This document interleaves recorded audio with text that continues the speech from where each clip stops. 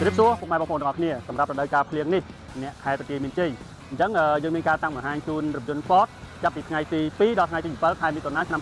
2025ហើយការតាំងបង្ហាញជូននេះមានរថយន្តដូចជាប្រភេទ Ford Ranger Raptor ឆ្នាំ2025ពណ៌ជាម៉ង់ថ្មីហើយនិងប្រភេទ Ford Rotary Dark Edition ឆ្នាំ2025អានេះក៏ពណ៌ថ្មីដែរហើយនឹងមួយវិញទៀតគឺ Ford Ranger Wildtrak ឆ្នាំ2025ដូចគ្នាហើយនៅបន្ទាប់នេះដែលបងប្អូនពេញនិយមជាងគេគឺ Ford Everest Sport មិនថាថៃធានានិង Sport ទេគឺលក់ដាច់មែនទែនអត់ទៅមាន stock ទេហើយបើសិនជាបងប្អូនមានចំណាប់អារម្មណ៍ចង់មកមើលផ្ទាល់ឬក៏បើកទេសាកល្បងអាចអញ្ជើញមកស្តង់ផ្ទាល់ដែលមានទីតាំងនៅខាងមុខ PPT